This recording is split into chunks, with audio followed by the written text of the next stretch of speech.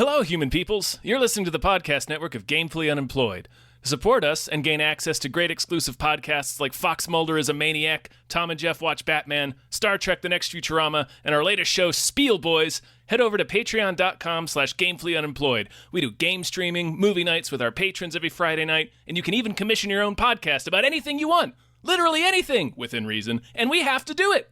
You are quite frankly out of excuses not to go visit patreon.com/gamefullyunemployed. That's patreon.com/GAMEFULLY unemployed, which is spelled like it sounds.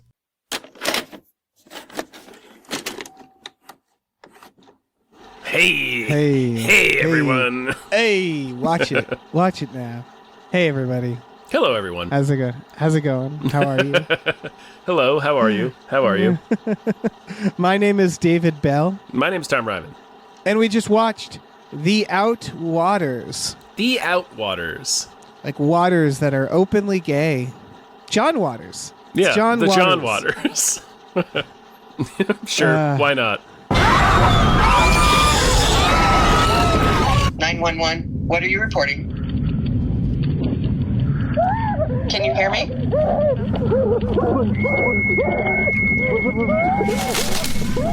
Can you hear me? Ma'am? Can you hear me?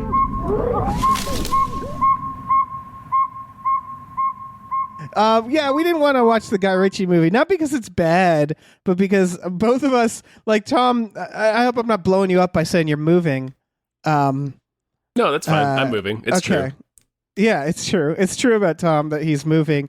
I also just didn't. I don't want to go out this weekend. I just got back from a trip and I'm feeling lazy. So we were like, hey, what's something we need? Need to talk about. I don't think the Guy Ritchie movie even came out this weekend. I think it came out the weekend before, The Covenant. So it's like there wasn't really like a big new release this weekend. So we decided to cover a movie that we had talked about on Movies That Deserve More Hype and that we were both kind of interested in watching. So yeah, this is one for us. Yep. Fuckers. We get to do this every now and then. Yeah. Although I think horror fans will enjoy this. I mean, we covered Skinamarink, so it makes sense to cover The Outwaters. Yeah. This has been out for a little bit. This is a found footage. The trailer has been very withholding. And so, if you've seen it, you've seen it. If you haven't, you haven't. Right. I would argue if you like weird ass horror movies, you might want to wait and watch this first. I'll give the gist real quick. The gist of it is four people go out into the desert, the Mojave Desert right outside of, I guess, Los Angeles, right? Is that right? Anyway, they go out in the desert to film a music video. They stumble into an area where they clearly shouldn't be. All sorts of weird Lovecraftian stuff happens, and you're basically stuck with one primary character as he's consistently terrorized over the course of several nights until he loses his mind, basically. Yeah, that's basically it. We can go more into the deets. Yeah. But Tom, how'd you like this movie? I liked this movie okay. Like, I appreciate this movie as a piece of art. Right. In a similar vein of Skinamarink, where it's kind of minimalist in its storytelling.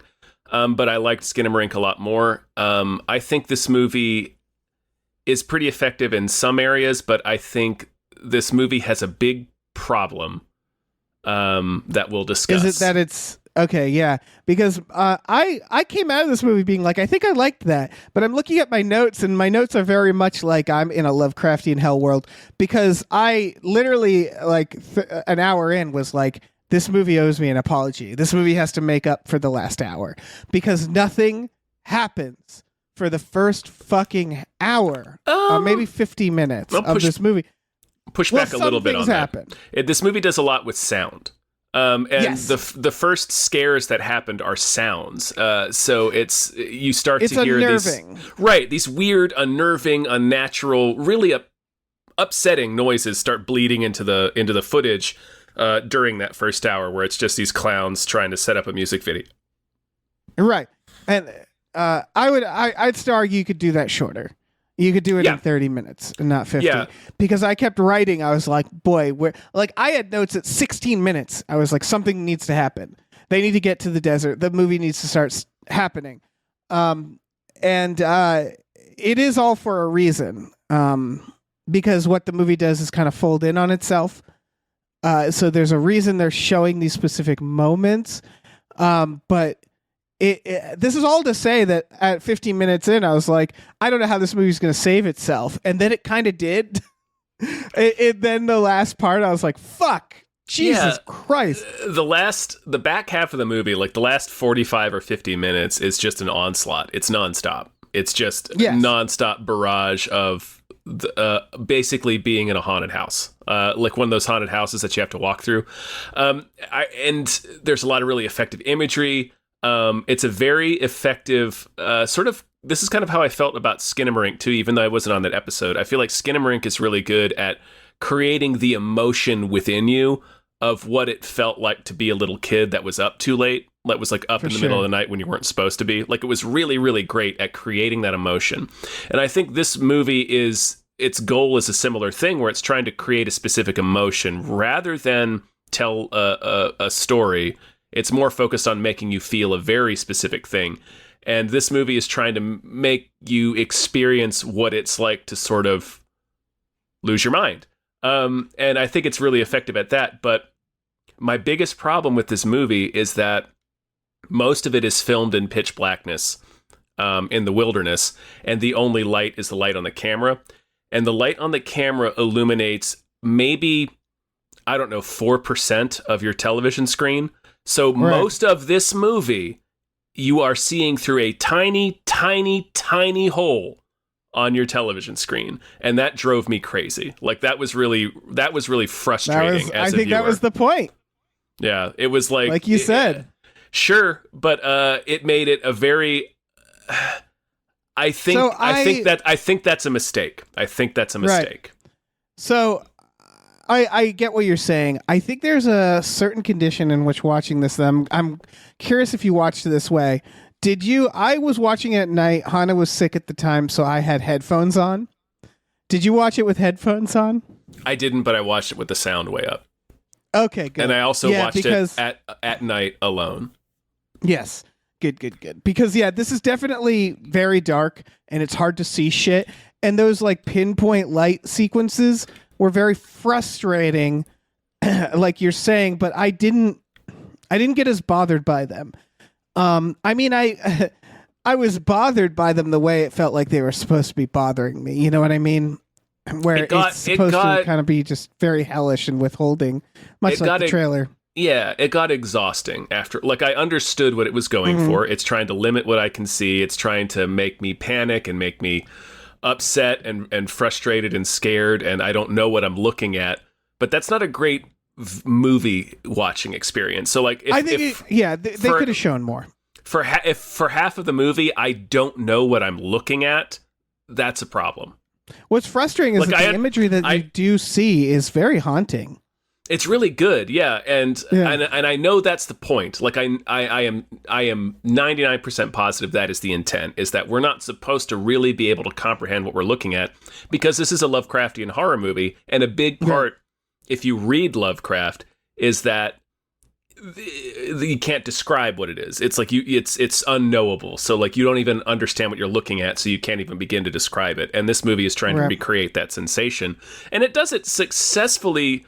Technically, but not in a way that, to me, that was satisfying as a horror fan. It wasn't like, oh, it's this unknowable thing. I can't possibly understand what I'm looking at. It's just, no, I can't see anything. Like, I can't fucking see. Like, I feel like I'm looking through a pinhole in a pillowcase. I think that worked really effectively with the monster. Yes, when they with the monster, it's good. Yeah. But they didn't need it for the rest of it. I agree with that. No. This movie, I think its strength, and you already kind of mentioned it, was the sound effects. Because this movie, what it does, that you were talking about Skinamarink as it recreates that weird vibe of being up late, right? This doesn't invoke a memory so much as I thought this movie really invoked, like, it. It's hard to put into words. When you watch a movie like a gory film, a slasher film, you watch The Wishmaster. I'm going to use The Wishmaster. Yeah. It's the visuals are just fun. You know what I mean? Yeah, like, it's gory, but you don't really... It's a splatter movie. Yeah, and you don't really think in your head of like, what does it mean to have like a little goblin rip out of you or something like that? No. Right? It's you're there for the splatter. It's a splatter movie. Right. This movie, I think, kind of captured the viscera in a way that actually made my stomach ache, which I really appreciated because it's hard to do that to me. And a lot of it had to do with the sound, for obvious reasons. Like it's not a slasher necessarily, but it really like that slasher aspects, flesh tearing, blood dripping, like the horror of gore, basically, something that doesn't tend to scare me. It scared me. The most effective thing they do to me was one of the characters, and you get this from spending so much time with them before the horror happens. So I do think, and like you said, it also folds in on itself. Like at one point, the guy holding the camera sees himself with his three friends the day before, and it was a moment we experienced in the earlier part of the movie. So yeah, and like he's on the plane, and on the plane there's a noise. Like I'm pretty sure if you went back and rewatch this, every time there's like a fucked up noise, it signifies like a moment in time that he's present for. Yes. In the hell world of sorts. Yeah. Yeah. I lost my train of thought. What was I talking about? We were talking about the viscera, the gore. Right. The most upsetting thing, one of the characters, it's the musician, the singer, who they're going out to shoot a video for. She is very, for lack of a better word, profusely blonde. So she's the only blonde-haired person in the cast. Everybody else has dark hair and short hair, and she has long blonde hair. So a thing they do a few times during these hell world sequences is they just show you a mound of bloody, matted blonde hair not connected to anything. It's just laying. Yeah. So it's one of the most upsetting visuals that this it really is in terms of the gore that this movie does. Yeah. The part that really did it for me is right at the beginning of the madness where they hear sounds, they go out and you see the one shot of the person with the axe. And there's like this booming sound. The booming sound was really effective too, in like making you feel like that's the main. That's kind of like the Jaws theme of the movie, right? Where it's like they're out in the middle of a desert and they just constantly hear this loud booming noise that's coming from somewhere in the distance, but it's echoing, throughout the vast emptiness of the desert, and it's constant, and it's really, really unnerving. It is. And that first night, you see the person with the axe, and then like the lights kind of go out, and you hear them run towards you, and you hear that first stab, and that first stab like is really gunky. It's real good. And then like I think the character comes in and says it's raining in my head, and then that's when everything just goes fucking right. That's when tits up. That's when the sort of main character, the guy holding the camera, that's when he gets possessed, right? Because like in my mind, I think what has happened is this guy is being haunted by whatever Cthulhu Lovecraftian presence. He is the person with the axe. He has murdered his three other friends. 100%. Yeah. I do believe he is the person with the axe. Yeah. The question of, okay, so like I looked online because I was like, is there an answer to this? And everybody, it's all the same people being like, I don't know, here's what I think. And what people think is usually, it was already what I thought. So it was like, okay, it's not clear. Here's what okay, I'm sorry, finish your thought. Well, I was going to start picking that apart of like, what the fuck happened here? Okay, well. So they go. Yeah. Well, they go to this site. They find the axe already. They find this mound where there's this like buzzing sound of energy coming from this mound, right? And when they put the microphone into this hole in the mound, it sounds like ghosts screaming. Like it sounds like the type of thing that if you heard, you'd be like, let's get back in the car and go back to the city. Yeah, exactly. We hear about this character talking about her mom a lot. There's a lot of this idea of trying to recreate the past in the music video itself. Right, and there's a mom connection with the main character too. The guy holding the camera and his brother are two of like, he's like the videographer and his brother's like the sound guy, I think. And they have like, there's a thing with their mom that they established in the beginning. Right. And so they start hearing this booming first, right? Yeah. That's the first thing that happens. Yeah. And then eventually this thing with the axe happens. And then that follows by just like horrific screaming, everybody just sort of covered in blood, like something awful has happened. At first you're like, I'm not sure, did someone get got, like, is it going to be revealed? You know, like, it's hard to tell, but nothing is really revealed. And then all the characters, you start kind of getting, like you said, like, you see the chunks of blonde hair, you kind of meet back up with them every now and then, and they're usually covered in blood. They're in their own like hell. Right. It seems like everybody is sort of disconnected from each other. Later, like, one of them shows up and she's like blood horny. If I recall. There's one woman that she stays in the tent. That's Angela. There's Scott, the main character's brother, who we see out just being weird in the desert, like looking up at the sky, doing weird shit. And then Michelle, the blonde woman, the musician, there's a scene where he's chasing her, and it's like, yes, it's one of the most. Like, it's more like she's running. She runs from him. Yes, first, but she's like smiling. It's one of the most effective. Something I wanted to call out as we're sort of piecing together what actually like narratively happens in this movie. Is this is one of the most effective movies I've seen in terms of conveying an emotion of just absolute despair, because this actor, the guy who's holding the camera, is doing a really good job. Yes, he is. He is, like, when he's in the scene where Michelle starts running from him, he's chasing after her and he's sobbing and he's begging her to stop and come, because he just wants a human. He just wants a person at this point. And that's like most of his performance during this back half of the movie is a guy who is just, he's desperate for anything that looks like the normal world. And he is really, really performing it very well. But he's got to keep recording. That's my other big problem with this movie is it doesn't make any sense why he records the moments that he records. I have a headcanon for that, actually. My headcanon for that is like, this is so otherworldly that who knows if he actually was recording anything. Like, True. That idea of like, who knows that how these tapes came to be. Right, you know and they're like, because it starts with, these 4 people are missing. Here are the 3 memory cards we recovered. Like, and one of them, like 1 to 2 is like, okay, it's normal to kind of more scary. But 2 to 3, like the memory card change happens like in the middle of like a hell world situation. Right. So it's like, why would he change memory cards? Right, exactly. It's always funny to think, I mean, this is the beauty of found footage, right? Is it started so quaint with Blair Witch, but at this point, like, what's the meta here? That they found these memory cards and they're like, man, we should make a movie. We should put this out as a movie. And it's like, why would you do that? Hell exists. My other big, like I was saying, my other big complaint, apart from most of the movie you just cannot physically see, is that there is no reason for the found footage format beyond they had a micro budget.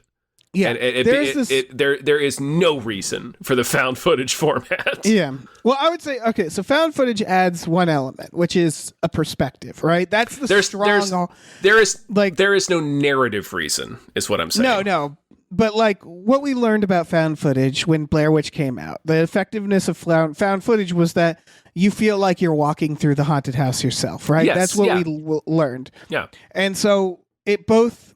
In my opinion, it both makes the characters more real and less real, meaning that, like, the main character I never really think about because I feel like I'm the main character. That's the point. Yeah, there's also something with found footage that bothers me, and this movie bothers me because of the found footage, which is that found footage is somehow allowed to have different pacing, and that bothers me.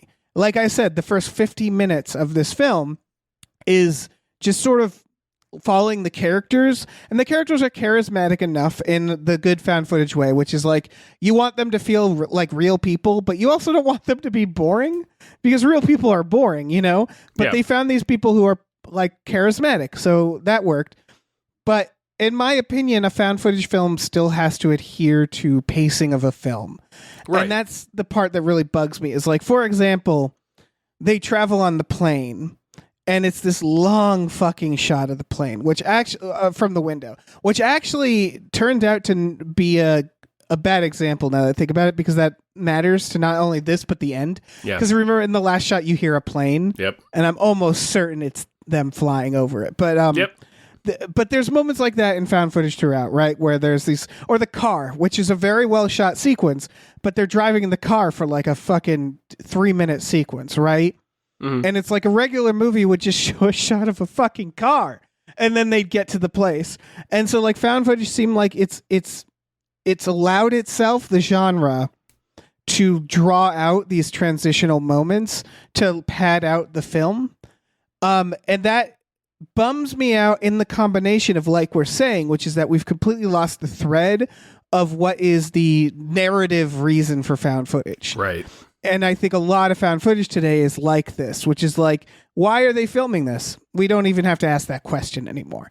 We've given up on that question with found footage, right? Yeah. It seems... who compiled the footage? Who made this? Right. Who put this together and put it out? Yeah. Like, did the cops make this? Like, right. Whereas like Blair Witch Project did the fake websites. They built a world around it as a documentary, and they were withholding enough that you could believe, like, okay, yeah, this is believable enough that this would be a documentary. When it's showing like a hell world, it's like, I don't know, man. Like, right. Like, I feel like somebody would see this footage and be like, oh, hell's real. We should get on that. Yeah, we should call the news. We should call the government. And so like you look at VHS, even VHS figures out a narrative. It's magical, but why like these tapes exist, right? Yeah. There's always a narrative around someone finding the tapes. And so like the good found footage still makes that effort. Deathstream made that effort. Deadstream, sorry. It made it like, and so like that is a part of it, and I think too many found footages just sort of forget or stop caring. And this, I think, is guilty of that. They want to have their cake and eat it too. They want to have this padded out 2-hour film where like most of it is just people kind of chatting aimlessly. And they want to have the budget of a found footage, but they don't want to do the work to make it make sense. Right. Yeah. I still enjoyed this movie more than I didn't, but the found footage aspect, like you're saying, is just very... It was confounding. Like it really got to the point where it's tough because like I actually think this should be found footage, because in order for it to be this creepy... I agree. There's something... found footage is really great for horror because it limits your perspective even more. And it's perfect for a Lovecraft thing like this, and it's perfect for what they were attempting to do with the limited visibility, so you can't even really understand what it is you're looking at. You just see a mass of tentacles and teeth, and you're like, oh shit. Yeah. But you know what, you could literally... Oh, sorry. Go ahead. I was just going to say, you know what found footage needs to do more? What if this movie opened with like scientists in a lab looking at the footage, and then we just follow the footage? You know what I mean? Where it's like, why does that take something away, from it? If we role play like around the footage of like, okay, this isn't a film coming out. It does. It puts a distance. It puts a little distance, but it's also like, like that's the only reason this footage would exist, right? Is if like, it's not a movie that's coming out. I guess they just start with the idea of like, okay, just pretend you're watching this footage for whatever reason, because there's no practical reason this footage would come out in a way. No. So I guess the idea is found footage is now relative to like, well, who found it? Like you just have to sort of assume the person, I'm watching this from the perspective of a person who found this footage, who has access to it. Maybe I'm not the public per se. Does that make sense? Yeah. No, it does. In watching this movie, it may sound nitpicky, but it really does, after a bit, become very glaring as to like, why is this dude filming this? Right. And like found footage just gets away with this so much that I do kind of demand a little more creativity there. Yeah. We need a little bit. Yeah. But again, I wouldn't have this not in found footage, I don't think. I think, it just works really well. So we were talking about what happened. So there's a part where he finds like a government, he finds a gas mask and like a no trespassing. The very end, like the last 10 minutes. He gets vomited back out of the other dimension one final time and lands on a restricted area sign. And then there's a gas mask next to it. So we've got a little bit of an implication that this, sort of like The Mist, the film adaptation of Stephen King's The Mist, where it's like some sort of government experiment happened out here that opened up something like It's Stranger Things. Yeah. Right. Yeah. Yeah. It's that is the idea that this is a long abandoned government project. Yeah. I assume the booming sounds. So there's like earthquakes at the beginning and there's the thunderstorm. And so like one thought is that the booming sounds is the thunderstorm from the other side, right? Because there's a time factor here. The earthquakes they experience in the first half are 100% when the realm crosses the nightmare hell world crosses into the real world in the second half of the movie. I'm almost positive that if you time those, they would line up. That makes sense to me. But so the idea is like, there's this realm world. It's the booms are like signifying like kind of it breaking open, one imagines. Yeah, or something coming through. Yeah, yeah. And so I don't know what the hill was. Like, I assume that had to do with the government institution. Like the idea that it was probably a base buried down there. Yeah. Yeah. That's what I thought. It was that there's something buried down there. Right. Like a facility, whatever they were doing. It's Stranger Things. Like you said, it's Stranger Things. Yeah. And so these dipshits are on top. And then, like we said, I think the main character, what's his name? Robbie? There's Robbie. Yeah, Robbie's the guy holding the camera. So you were saying Robbie had gotten possessed. I was thinking Robbie has just simply lost his fucking mind and was trying to like save them from the idea that there's this time loop. Because later he's in front of the axe wielder, and Dave, I thought it was really creepy. It's just standing there. Oh yeah, there's two shots that do that actually, where he's peeking out of the tent. You can see a guy.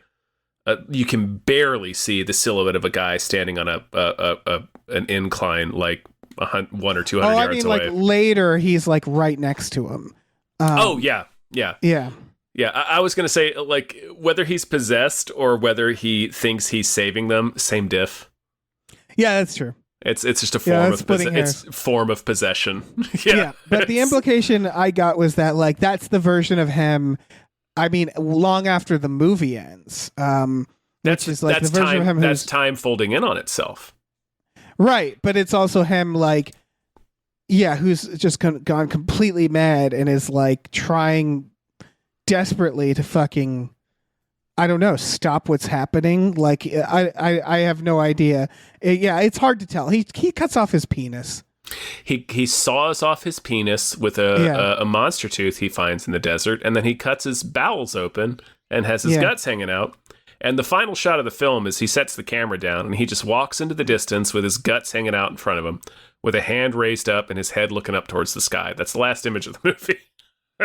Yep. And then more importantly, you hear a plane overhead. Yeah. And so earlier when they're flying their plane, he actually films the part of the desert that they're going to be going. Yep. And he like zooms in on this one area, and it's this big like mountain. And so there's an implication again that that's maybe the base. That's where they're going. Yeah. And then there's this weird, that's the first time we hear the weird noise is on the plane. Yeah. It's just the idea that they're crossing through this vortex.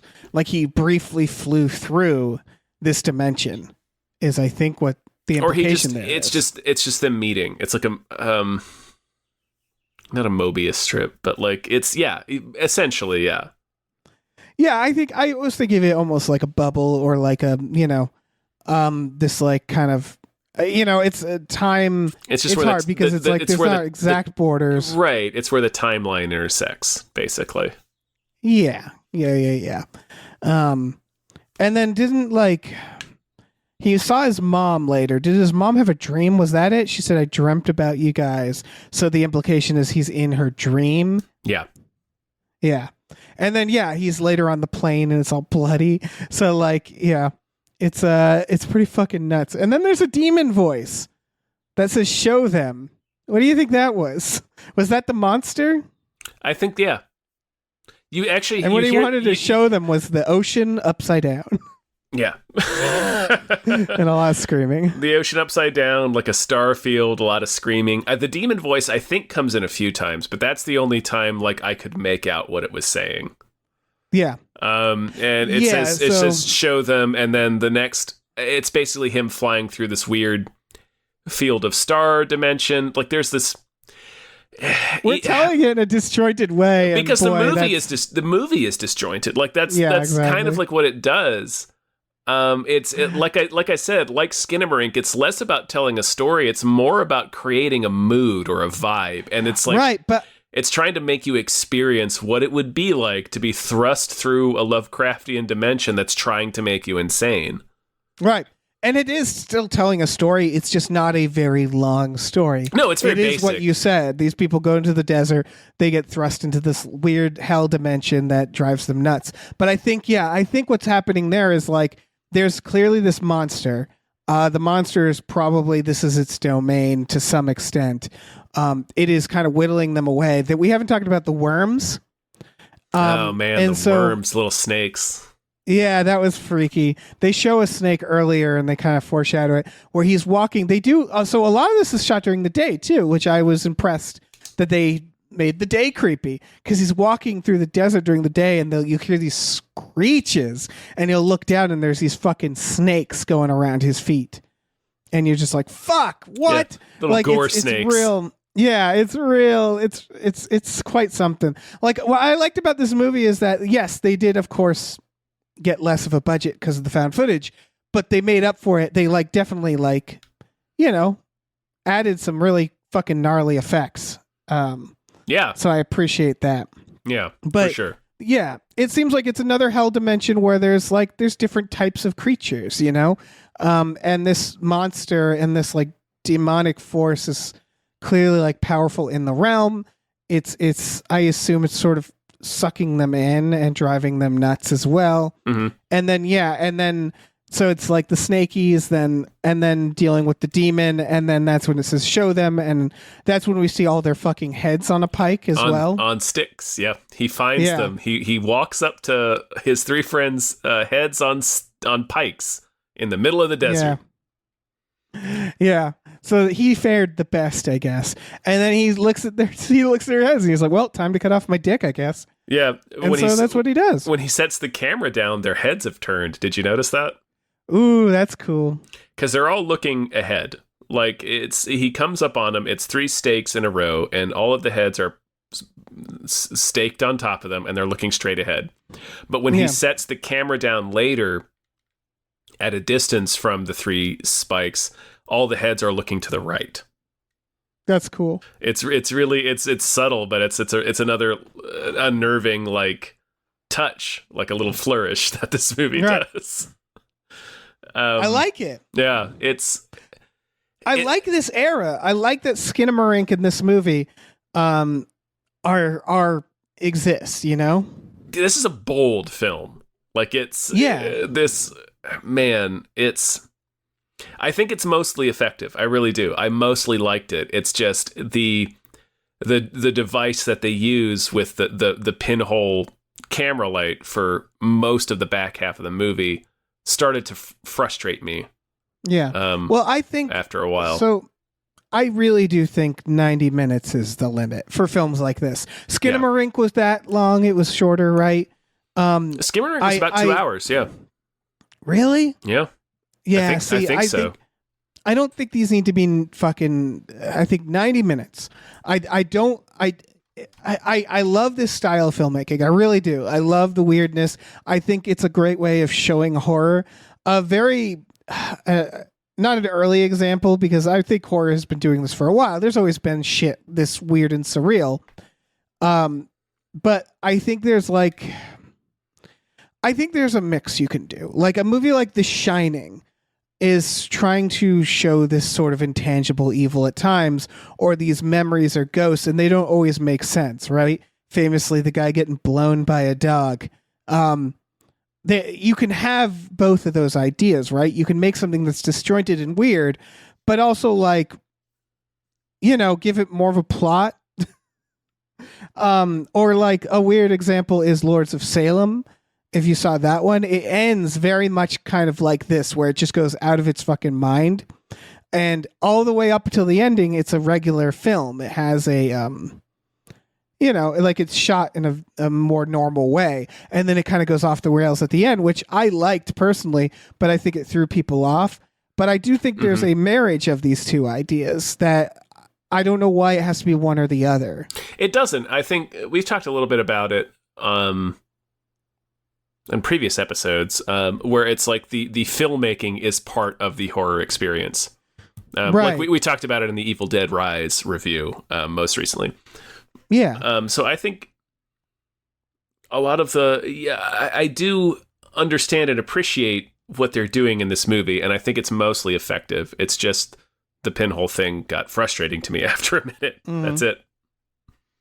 Yeah, I just think I have this thing I realized with found footage, and I've met a lot of found footage films I've liked, but they're always more of a challenge. They just are. There's always this hump that every found footage film has to kind of get over with me, because found footage films, especially ones like this, are asking for your attention. Like, there's things you'd miss if you, like, I almost fell asleep watching this movie. But there's things that you miss if you're not paying attention, the certain sounds. And so, like, you have to really be fucking interesting. Deadstream was, again, 90 minutes, and they made the main character very fun, and they got to it really fast. Like 20 minutes in, you're in it. You know what I mean? Yeah. Blair Witch is an exception, because I think Blair Witch was a novelty at the time, so people gave more of a shit. And but Blair I think Witch, that's a movie that's Blair hard Witch to rewatch. Blair Witch is a slow burn too. The parameters are very clear. Right, exactly. But you're right. It also benefited from being one of the firsts. So yeah, this movie, by the way, does not have good reviews. Not surprised. And exactly. And I think it's because it's asking a lot of people. It really is, because it's very slow, and then it's very headache inducing, and it's just not for everybody for that reason. The same reason Skinamarink was. We haven't even mentioned the fact that there's an entity that approaches the main character each night in the form of a strobing light. Yes. And when it reaches him, it throws him through this tunnel into this weird dimension, and then he gets like out back on Earth, like covered in placenta and shit. It's he goes wild. on Space Mountain. Yeah, he goes through Space Mountain. He goes through 2001. He does the Dave journey through 2001. Yeah. 2001's a really good example for me of the perfect marriage. I love, like I've said it before, that's one of my favorite movies of all time, and the ending is so fucking weird, and that's the perfect way of showing this like cosmic force that you don't fully understand, that you're like an ant to them. And I think 2001 did it really well. And this one does it very well as well, but it's just 2001 has more of a story, and it has better pacing, which is funny because 2001's slow as hell. The difference, so here's another thing I wanted to know. It's a series of vignettes too. Yeah, here's what I wanted to note. This is actually pretty important for understanding the difference between 2001 and this film in terms of pacing, is that the other thing about found footage is that by like definition, it's not supposed to be that well made. Like, the guy's kind of a shitty filmmaker, to be honest. He's wasting his battery most of the time. But also, like, the shots need to look like home video. They're not trying to do these beautifully lit, beautifully sequenced events. It cuts from thing to thing. There's rarely music. I mean, they managed to get music in this, but that's because they're making a music video. But you know what I mean? Where versus 2001, which is like, you'll get these long, planned out, beautifully shot sequences with 2001. That's like, it's like watching a painting. It's a piece of art. So yes, it's slow, but it's gorgeous. The intent is different too. Like 2001 is not trying to make us experience what's happening. It's trying to make us think and ask questions about what it's posing. Right. Yes. Whereas this movie is trying to make us experience what this would feel like to be thrust through a Lovecraft hell dimension. Right. I just mean the concept of found footage in general, which is like, You ever like I went cross country with my parents when I was little, and they gave us a video camera, and I proceeded to record, I don't know, 100 hours of the most boring footage known to man because I was stuck in a car. You know what I mean? So I'm just like filming, like it's home video shit. And the problem with the thing about home videos is they're boring to watch if they're not yours. And so found footage has these slow moments of people like driving, and I'm like, I don't want to watch someone else's home videos. I just don't. It's not pretty looking. It's not interesting enough. So it's just sort of these slow moments. Right. It's all about experiencing a moment with the characters, and if you don't know or care about the characters, it's hard. It's a hard sell.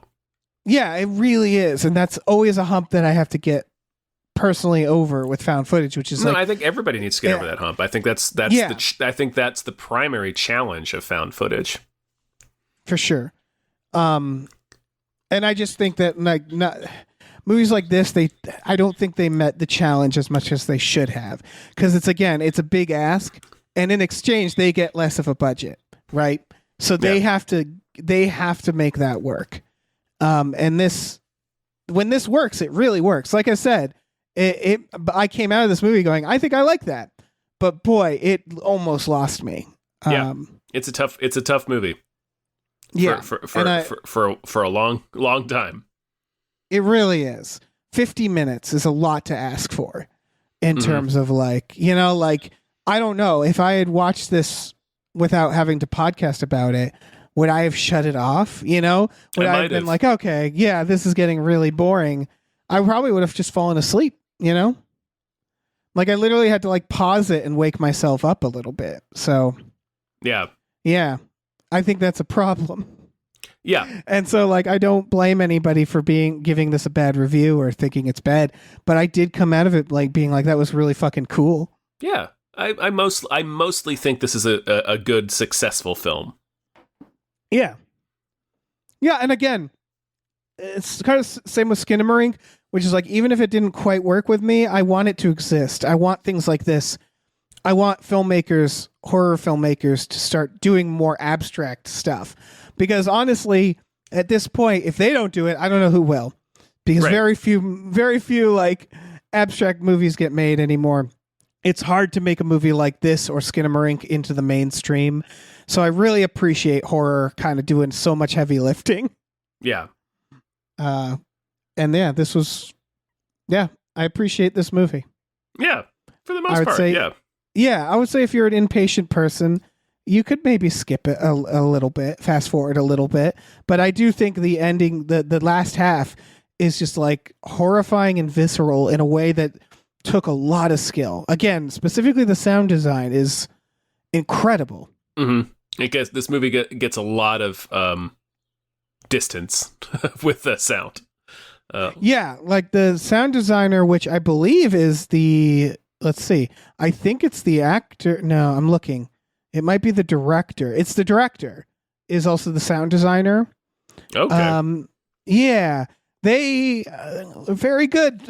They like just from a sound design point of view, it's like it's nothing you've probably experienced before. Like perfectly honest, like it's probably unlike anything you've experienced in a movie before. It's really unsettling. It made me the sick. sound does a lot for the movie. Yeah, it made me sick to my stomach. It really did. And that's fucking, I don't know, that's really impressive. Yeah. No, it undeniably is. Undeniably. Yeah.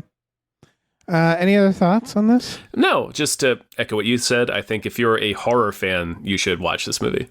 And make your own judgment. But definitely, if you're a horror fan, this movie has at least something to offer if you watch it. So check it out. For sure. Yeah, if you like seeing dicks cut off too, like if that's your thing. Yeah, if you like seeing dicks flopping on the cracked desert soil, then watch this film. Yeah, watch the film. All right. Well, thanks for listening, everybody. Yeah. I should tell you guys about our Patreon. Patreon.com/gamefullyunemployed, GAMEFULLY unemployed. For just $5 a month, you get exclusive podcasts on there like Tom and Jeff Watch Batman, Fox Mulder is a Maniac, Star Trek The Next Futurama, and Spiel Boys. We watch movies every Friday night with our patrons. We do all sorts of stuff on there. We have a bunch of tiers, including custom We Just Watched episodes. So, check it out. Yeah, check it out. We also have a store. Head over to gamefullyunemployed.com where you can find a link to our Teespring store, where we have all kinds of cool original artwork and designs you can get on t-shirts, mugs, stickers, posters, all sorts of things. So take your Lovecraftian beast sawed out peepers and slap them onto that. Yeah, cut off your dick and slap it on there. Yep, do that too. Yeah, do that. Yeah, what a film. We love it. What a motion picture. Yeah, good stuff. Gather the fam. Get the fam together. Gather round. Watch the Outwaters. Yeah, you watch it and then you turn to your child and go, if you don't listen to me, this is where you go. Yeah, you just turn slowly toward your child and you say, there is no God, see? Yeah, see? This is proof. This is real, this is a documentary. Yeah, this actually happened. This really happened to these people.